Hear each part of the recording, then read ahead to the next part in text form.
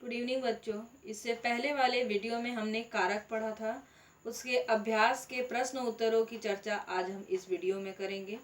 आइए देखते हैं इसके प्रश्न उत्तर। इसका पहला प्रश्न है, कारक किसे कहते हैं, उनके भेदों के नाम बताइए।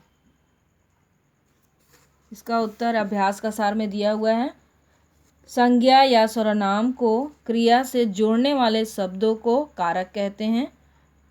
उसी में फिर अगला क्वेश्चन है, इनके भेदों के नाम बताइए। तो फिर अगला लाइन लिख देंगे, कारक के 8 भेद होते हैं। कर्ता कारक, कर्म कारक, करण कारक, संप्रदान कारक, अपादान कारक, संबंध कारक, अधिकरण कारक और संबोधन कारक।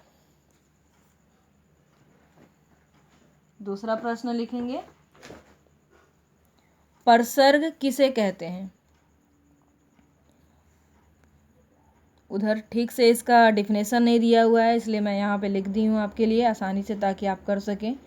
वे शब्द जो किसी शब्द के बाद जोड़ा जाए उसे परसर्ग कहते हैं। इसे कारक चिन्ह भी कहते हैं, जैसा कि आपने पढ़ा है, कारक भी कहते हैं। तो ये आप लिख सकते हैं। तीसरा है, कर्म कारक और संप्रदान कारक में अंतर बताइए। मैंने उस दिन पिछले वीडियो में मैंने आपको समझाया था कि कर्म कारक और संप्रदान कारक में क्या अंतर है। दोनों का डिफिनेशन पीछे दिया हुआ है। दोनों का डिफिनेशन, कर्म कारक का डिफिनेशन और संप्रदान कारक का डिफिनेशन, उसके अलावा दोनों के कारक चिन्ह और एक एक उदाहरण दोनों के लिख देंगे इसमें आप लोग।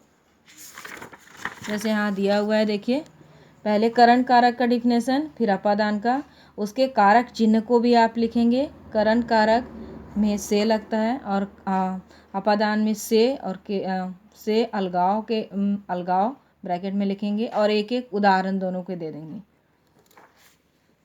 करण कारक और अपादान कारक में अंतर स्पष्ट कीजिए। ये जो मैं पहले बताई वो आपका ये चौथे का उत्तर था।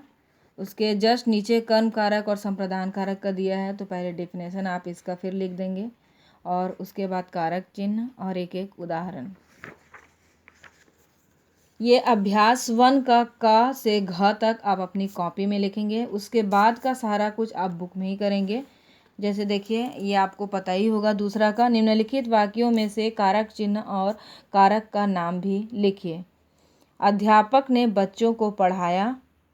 जैसा कि आप समझे थे उसके अनुसार आप पूरा बना ही सकते हैं। यह आप अपनी बुक में बनाएंगे। यह निधि का स्कूल है। माली ने उसे फूल दिए। दादाजी को दवाई दो। गुरुजी के लिए कुर्सी लाओ। शेर पिंजरे में है। चाचा हवाई जहाज द्वारा मुंबई गए। मुझे उम्मीद है कि ये आपसे सारा प्रश्न बन जाएगा। तीसरा नंबर देखिए, निम्नलिखित विभक्ति चिन्हों से संबंधित कारकों के नाम बताइए। को आपको पता है कर्म और संप्रदान था, के संबंध के लिए था, ने कर्ता का है, के लिए संप्रदान का है, हे संबोधन का है और में अधिकरण का है। तो ये लिखेंगे। चौथा में है, सही कथन के आगे सही और गलत कथन के आगे गलत का चिन्ह लगाइए। क्रिया को करने वाला कर्ता कहलाता है। सही है। जिस पर क्रिया का फल पड़ता है उसे करण कारक कहते हैं। गलत बता रहा है ये, क्योंकि क्रिया का फल, अगर जिस पर क्रिया का फल पड़ता है उसे करण कारक नहीं कहेंगे। इसमें साधन का उपयोग किया जाता है। जिससे क्रिया का आधार प्रकट हो उसे अधिकरण कारक कहते हैं। सही है। जिससे अलगाव या दूरी प्रकट हो उसे संप्रदान कहते हैं। ये आपको याद होगा कि ये अपादान था, तो गलत होगा। जिससे एक वस्तु का दूसरी वस्तु से संबंध ज्ञात हो उसे संबंध कारक कहते हैं। सही है। कारक संख्या में 10 होते हैं। आपको पता है कि 8 होते हैं, तो ये गलत है। सही कथन के आगे शुद्ध का चिन्ह लगाइए। संबोधन कारक लगाए जाते हैं वाक्य के आरंभ में। ये सही होगा, इस पर टिक करेंगे, अन्यथा 2 गलत है। ख नंबर में, जिस कारक में विभक्ति का प्रयोग साधन के रूप में होता है उसे आपको पता होगा करण कारक कहा जाता है। वह राजू की साइकिल है। इस वाक्य में कारक है संबंध कारक, यहाँ संबंध बता रहा है। सड़क पर मत खेलो। इस वाक्य में कारक है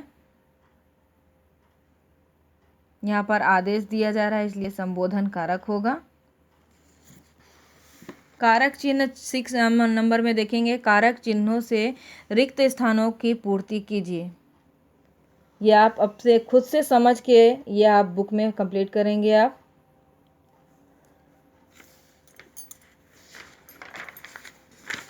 अगला 7 नंबर है, देखिए सभी विभक्तियों में कारक चिन्हों के साथ बालक शब्द लिखिए। ये आप संस्कृत में भी पढ़ चुके हैं, उसी के अनुसार इसमें भी बनता है और पीछे बुक में भी दिया हुआ है, तो उसके अनुसार ये बनाएंगे।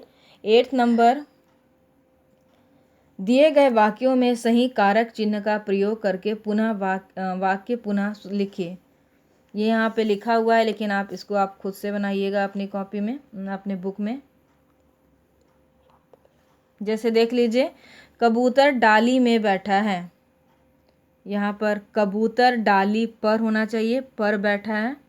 उसी के अनुसार सब में कुछ न कुछ कारक चिन्हों का गलत उपयोग किया गया है, तो आप इसे सही करके अपने बुक में लिख लेंगे।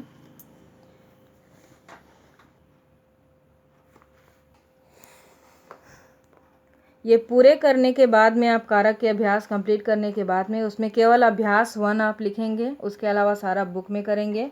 उसके बाद मुहावरे हेडिंग डालिएगा आप, और इसमें 1 से लेकर 13 तक, मतलब अक्ल का अंधा होना से लेकर कान देना तक आप अर्थ लिखेंगे उसका, और वाक्य आप खुद से बनाने की कोशिश करेंगे।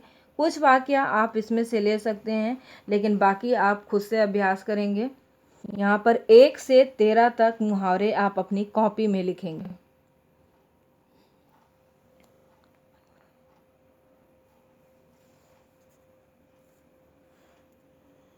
ओके।